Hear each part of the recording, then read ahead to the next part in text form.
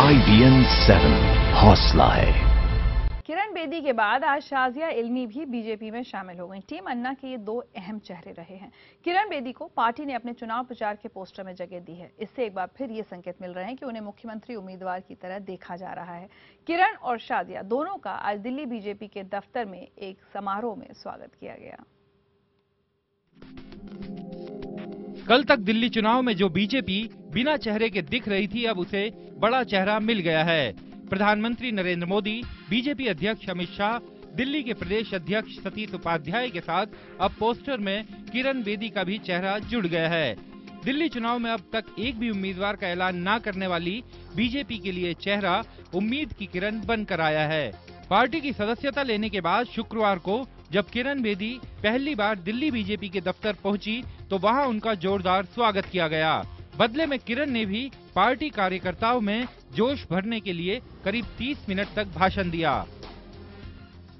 जब मैं बार बार अपने नरेंद्र मोदी जी को सुनती थी, बार बार गड़बड़ हो जाती थी, मैं सोचती थी शुक्र है किसी को नेता मिला। जिस तरीके से वो बात कहते थे, जिस तरीके से सोचते थे और जिस तरीके से बाद में भी बात कर रहे हैं, क्या लीडरशिप की क्वालिटी है। आज उन्होंने उसमें मुझे इंस्पायर किया। किरण बेदी के बीजेपी में शामिल होने के एक दिन बाद जन लोकपाल आंदोलन में उनकी साथी रही शाजिया इल्मी भी पार्टी में शामिल हो गई हैं। बीजेपी अध्यक्ष अमित शाह से मुलाकात के बाद उनका भी दिल्ली बीजेपी के दफ्तर में स्वागत हुआ। मुझे लगा एक ऐसा व्यक्ति, एक ऐसा विकास पुरुष नरेंद्र मोदी जी वाकई में एक नए रास्ते में, एक अच्छे रास्ते में देश को ले जाना चाह रहे हैं और मुझे लगा मुझे इस ऊर्जा का हिस्सा होना चाहिए।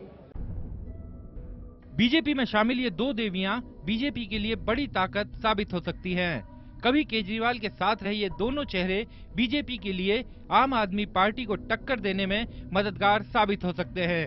लेकिन इस बात से भी इनकार नहीं किया जा सकता कि ठीक चुनाव से पहले इन बाहरी चेहरों को शामिल करने से पार्टी में कलह भी हो सकती है।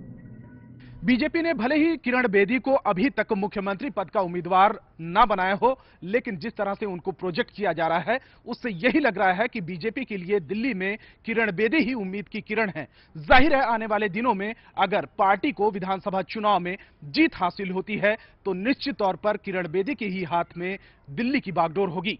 कैमरा पर्सन नेहा के साथ रवि सिंह, दिल्ली, IBN 7।